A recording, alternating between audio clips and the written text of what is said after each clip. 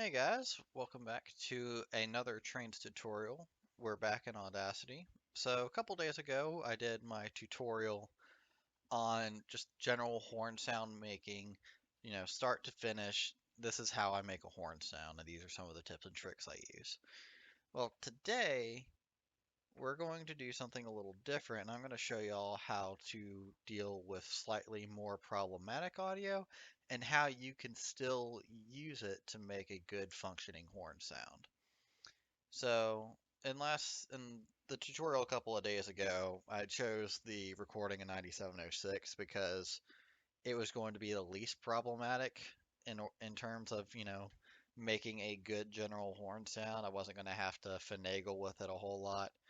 And it turned out to be even less problematic than I anticipated. K horns, as a general rule, in my experience, are just straight bastards to loop. They do not like to be looped whatsoever. But that one looped in under 2 minutes, and I genuinely think that might be one of the fastest loop times I've ever had in my life. Um, that is like a unicorn scenario.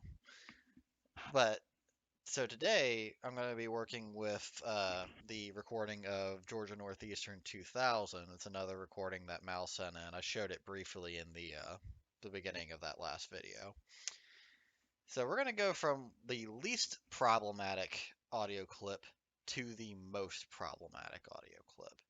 So there are, and this is something I didn't cover in the other video, is what makes a audio clip unusable. And it all comes down to background noise.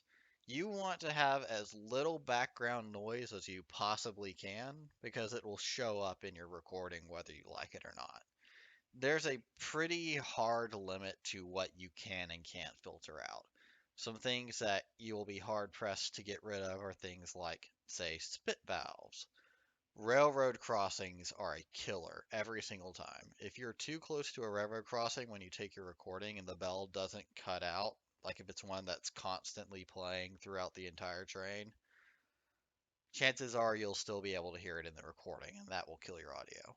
Like, train horns can overpower a lot of things. Um, Most of the time, it'll even overpower busy traffic. But railroad crossings are generally not one of them. Now, that said, there's also some horns that kind of couldn't overpower a fly if they wanted to. P3s are especially bad about that. Um,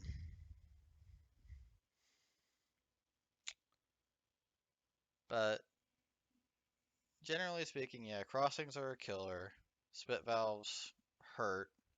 Traffic can get in the way. Wind is another very bad one. If it is very windy and you have a lot of wind chopping on the audio, that is really difficult to get rid of. However, this particular audio clip doesn't really have any of those problems. I'm pretty sure it still has engine rumble, and sometimes even engine rumble can be a killer. EMDs in Run 8 are next to impossible to get rid of. But the problem here is a little bit different. So we have two blasts here. So this one here is on the short end of what's acceptable. Generally speaking, if it's shorter than 3 seconds, you're going to be really hard pressed to make a horn sound out of it. I've done it, but it sucked. It's a terrible process. You will rip your hair out. You will not have fun doing it. It is pretty awful. This one would be pretty manageable. I guess we'd probably have not quite a second and a half worth of loop material, and that's pretty workable. I've worked with less. But then we have this over here, and this looks beautiful. I mean, we have, basically a 9 second long blast. So let's just hear what we have, and I'll point out the problem.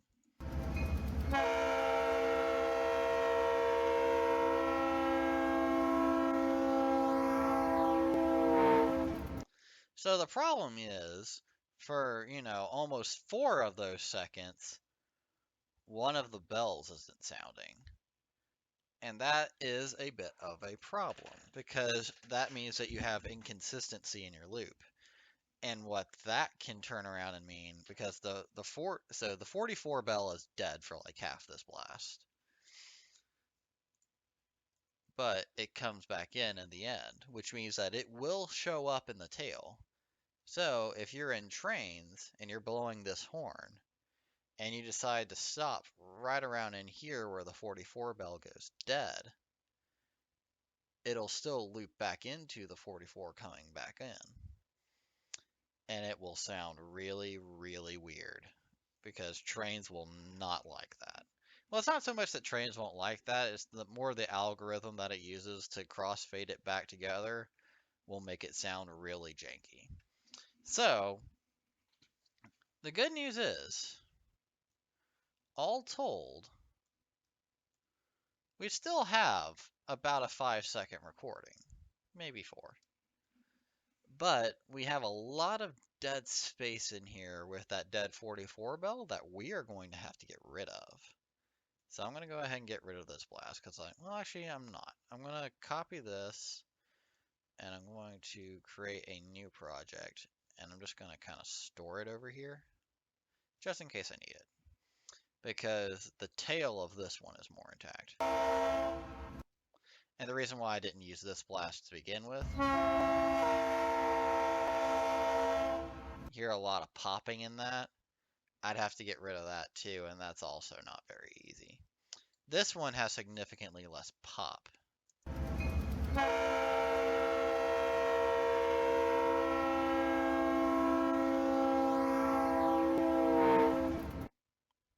The engine also kind of goes by.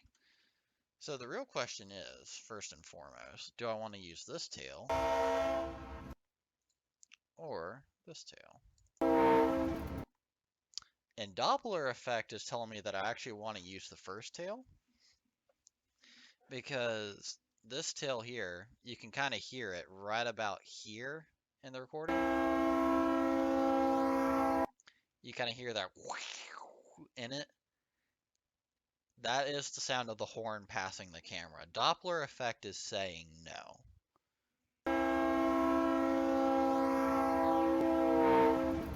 That and also kind of gets washed out. So what I'm going to do is I'm going to take all this crap and I'm just going to delete it. That's step number 1. Now let's find the start of this real quick. I'm going to go ahead and trim it down some. So.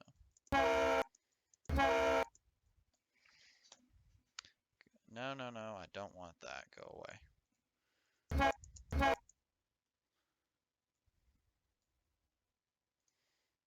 Do our fade in. No. Do our fade in back here. There we go.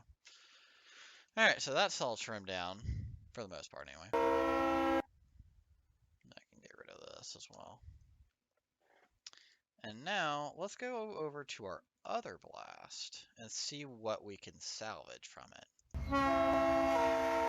So already I don't want any of this. There's a glitch right over here.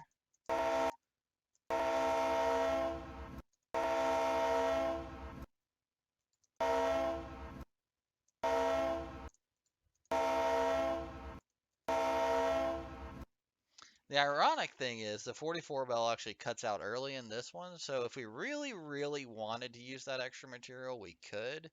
It would also still sound funky though, because then if you quit your blast while the 44 is playing, it still sounds junky. Trainz horns can be really finicky to work with. But so we got about, we've got a little over a second and a half of workable audio here. So I'm going to cut this. And we're going to come back over here and we're going to paste it over here. And now you can kind of get a feel for what I'm doing. Basically, I'm going to take this root blast here with the most usable material, and I'm going to cut it in with the tail of this blast in order to make one functioning horn. So let's go ahead and zoom in a little bit, and let's see what the wave action we have is looking like. Because what I want to try and do is I'm going to use this little button here, the time shift, and I want to try and line up the peaks and valleys of this blast because they're from the same horn, so it should be similar. It won't be because, of course, it won't. But you can get it close, and that'll help a lot. So let's see what we got.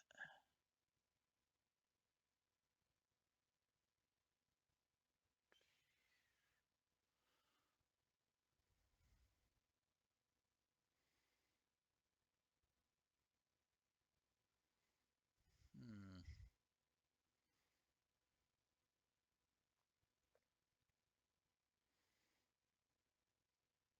Yeah, basically what I'm trying to do is I'm trying to get these two recordings to be in phase with each other. And that there is actually going to be pretty close. You can kind of see the same pattern over here. It's not perfect at all, but it's close, and that'll help a lot. So we got a pretty decent chunk of overlap here. So we can go ahead and try and crossfade it just to see what it'll do. But it's probably going to sound a little bit rough, and usually you don't want to have this much crossfade in it. But let's see what we got.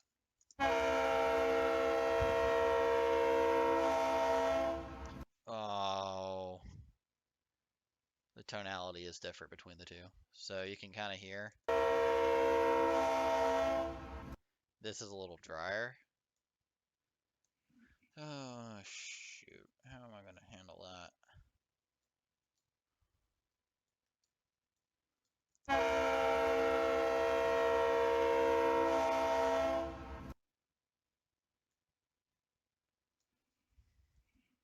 Guess what I could do is I could just do this.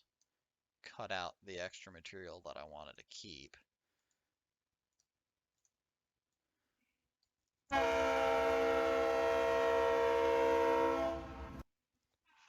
That was smooth. That was really smooth. I liked that. Let's see what we got here. So we'll zoom in. So you can see the peak right here on this matches the valley here that we've created with the fade out on the crossfade. And that actually blended just about seamlessly. So let's play it again. That was perfect. So you can use your kind of crossfade to handle getting rid of some unwanted stuff and then still bring your tail back in. In this case, I'm even using a completely different tail. So the reason why it wasn't working is just down to distance. So the first blast that he had was from slightly further away and ended up coming out drier. And then as it starts to get closer to the camera and it saturates the microphone a lot more, you start to get a more wet sound. And that's why they weren't meshing initially. So what I did was I just removed basically all the blast off of this one so that it's basically just the tail, and then I have it fade straight from blast to tail. And that ended up working perfectly. So I'm going to go ahead and mix and render this. And it came out a little bit jagged. So what I'm going to do is I'm going to do some corrective adjustable fades here. I think I'm just going to do 120 this time. And then we'll go to here. Let's curve down. Yeah, there we go. That's a lot better. So, put together.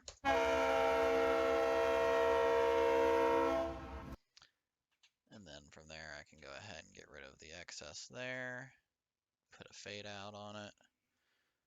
And then we'll apply the filter curve. Flatten that. Factory preset base cut. What kind of base cut is that? There we go. I clicked on the wrong thing. That's what happened.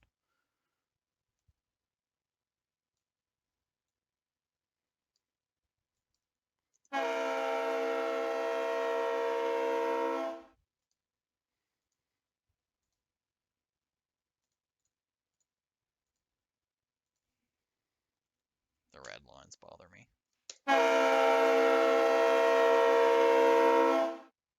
And that is just worlds better. So you can actually kind of pick it up in the beginning. The spit valves are there. You can kind of hear the in it. And again, there is virtually nothing you can do that because spit valves are basically pure white noise, and white noise covers the entire dead burn frequency spectrum. And that means that it's basically impossible to get rid of, at least in my experience. I'm sure there are like actual like audio technician ways that you can get rid of at least a lot of it. But in my personal experience, the only way that I've ever been able to do it is to literally take this horn and then like split it across like many frequency ranges. I do it with my engine sounds. And and just do it that way. And then, because basically a lot of the white noise you can cancel out in the higher frequency ranges. But you heard in the last video, if you watched it all the way through, when I tried to, I can't remember what I was trying to cut out, but I was trying to cut out something in the really high end in like the 10,000 to 12,000 hertz range. And so I tried to put a cut on it to get rid of it without damaging the horn. But even then, you could hear a lot of the overtones were gone and it sounded wrong. And that ends up happening there too. There's just not much that you can do. But that said, overall, this is still pretty clean.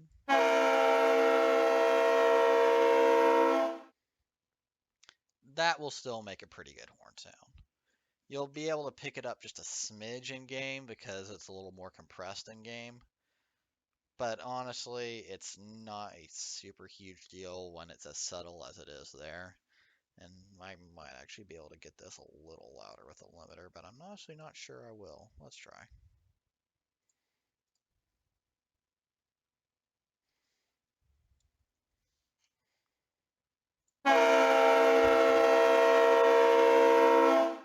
And it's kind of frying my audio, especially like right through here. Whereas if I undo all that, that's cleaner. I'll probably just stick to it without running the limiter trick on it.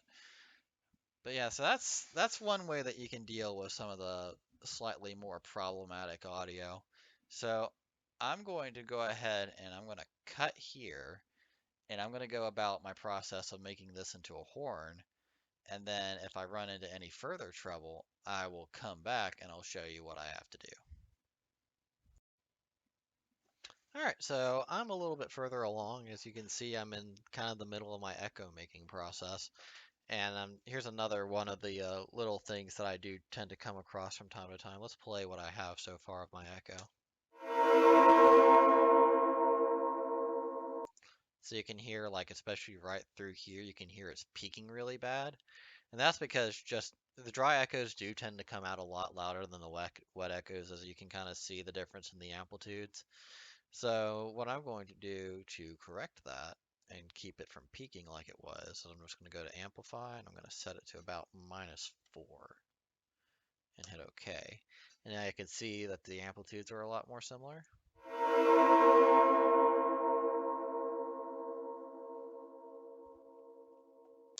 It is also a little breathy.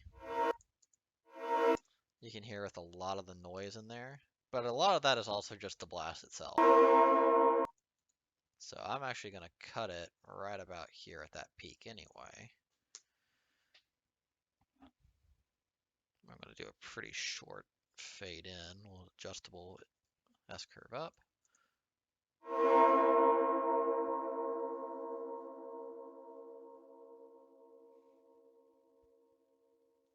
Might low pass the high as well. Let's see. How's this going to sound?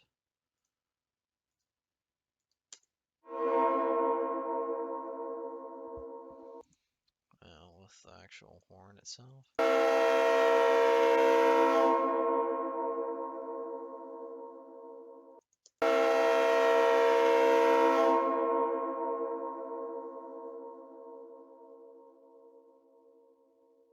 Not too bad, actually. Let's go ahead and put a low pass on this as well, just to see if that makes it any better. That's a little too dead. And then we'll actually undo the low pass again, and we'll see how it sounds just normal.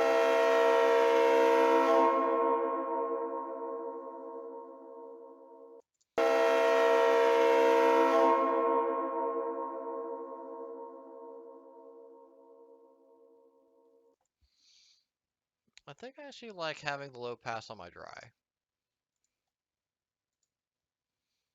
I'm going to adjust the frequency up a little bit to 1500.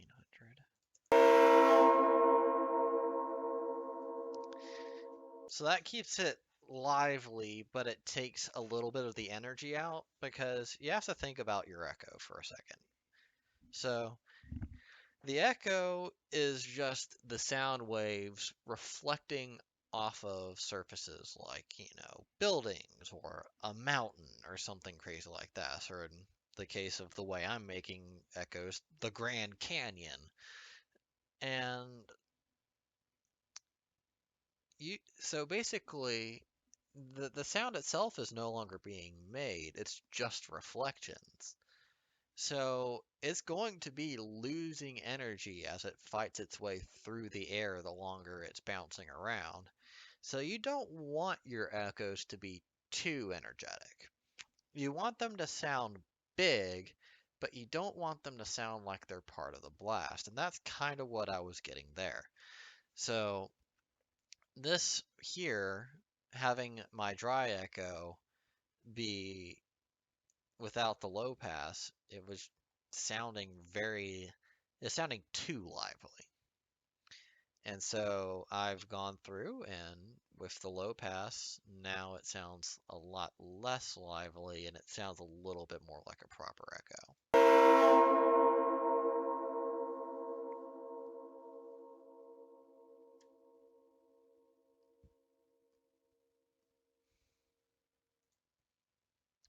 All right. So I will go ahead and get back into my horn making routine, and I will pick y'all up again, most likely when I have to go to loop this thing, because I feel like this one is not going to want to cooperate. Alright, so we are back, and as you can see, I am in the process of trying to loop this horn. That's kind of where I figured I'd have to come back, and lo and behold, here we are. So, as you can see, I do not have a lot of loop material here. I've already done the reverse trick. This is it. I have almost 2.8 seconds of loop material here, and that is not a lot. Now, something that I would do for some some of the shorter ones like this is I'll actually go back into my start, and what I'll do is I'll go from the start, I'll copy back from 1.55 to get usable material, especially if it's not very quilled and I have a lot of unused loop material that I could pull from there. So I'll copy that out, reverse it onto my main loop material, and then basically I end up with a loop sandwich almost. But I'm not actually going to do that for this one because something rare happened here.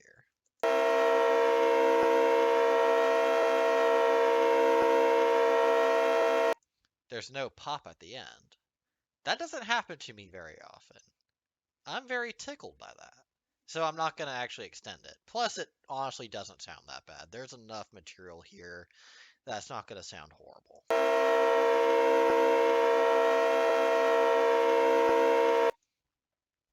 Like that's pretty respectable. But what we do have is we have a pop here in the center.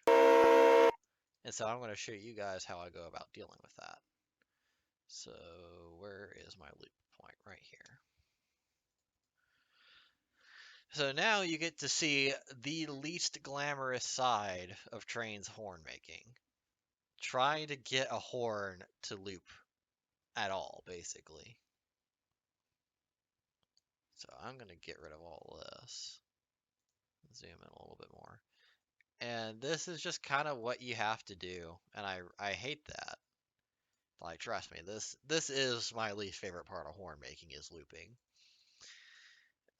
But you just kind of have to zoom in and slowly trim it down until you get it to not click because it will be noticeable in game. And that's just like that's how you can tell the signs of a good horn maker is generally speaking, you can tell that they put a lot of effort into making sure there's no clicks in the loop. Nah, still got one.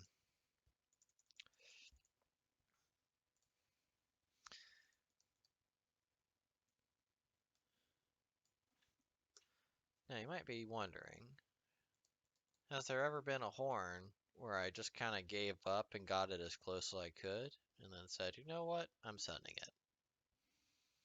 Yes. The answer is yes. I have gotten fed up with horns before. Ah, so close. Um, but then there's some that you just also refuse to give up on. Like there is I think it was a RS5T RF fouled 2, I want to say is the one, where I found the audio and I loved the horn. Just the way it sounded. It sounded menacing. It was awesome. And the problem was I don't remember exactly what it was. I think it was a bell. Locomotive bells tend to be pretty piercing and they can really mess with your audio as well. But I I couldn't use like I basically had to manufacture a tail for it, and I don't know how I pulled it off because I like you see how like I'll have like two or three tracks here when I'm making an echo or a tail or whatever. On that horn, I think I had eight stacked up here, eight of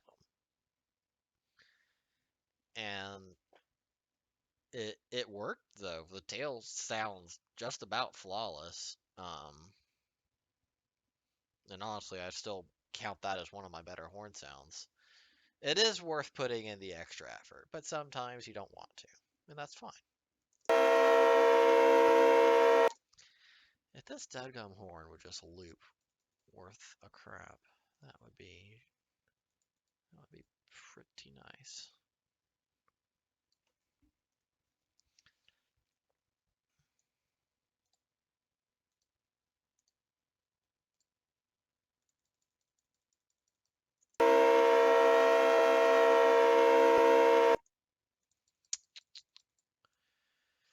It is going to fight me all the dadgum way, isn't it?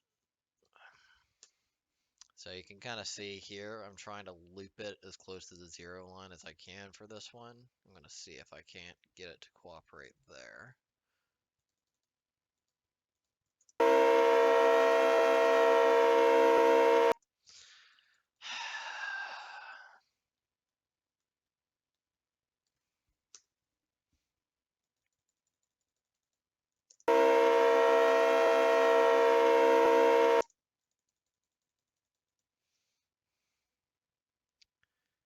It doesn't like me, does it? Not one bit. I'm just pure, pure spite in this horn. No,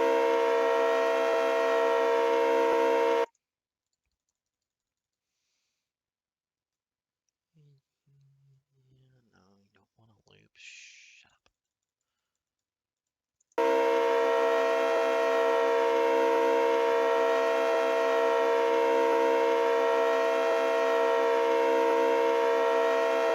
Boom. There it is. And it just takes a little while to get there. And is there really a rhyme or reason to it?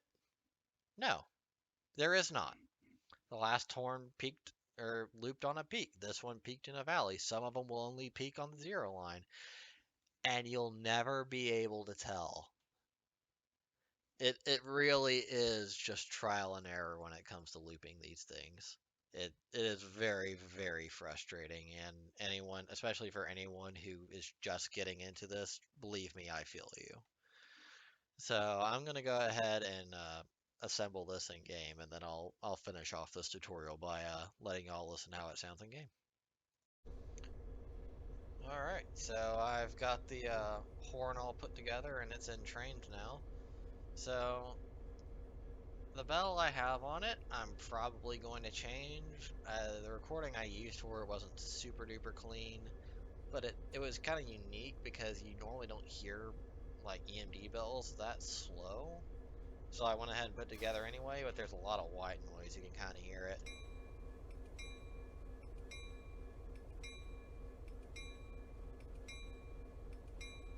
And I just wasn't able to get rid of it. But let's hear the horn.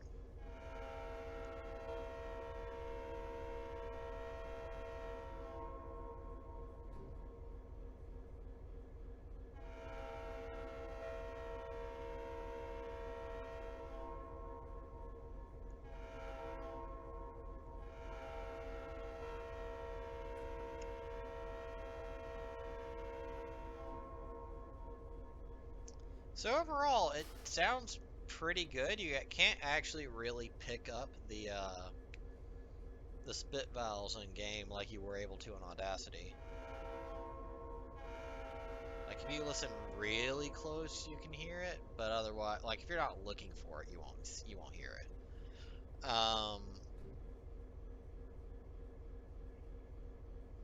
As far as like that transition between the start and loop, I'm gonna chalk that up mostly to Trainz inconsistency because I mean you heard in those 4 blasts that it was like a different level of popping every time. I'll probably go back in and try and resolve that a little bit, but usually speaking, there's not a whole lot you can do. It's kind of down to Trainz deciding whether it does or doesn't want to screw up your recording. Um, but overall, though, it came together pretty nicely. It has a good sound to it, and I'm fairly happy with it. So I'd like to thank all of y'all for tagging along with me while I work with some slightly more difficult audio. If you have any suggestions for any further tutorials that I can do in the world of audio, then please let me know. Thanks for watching.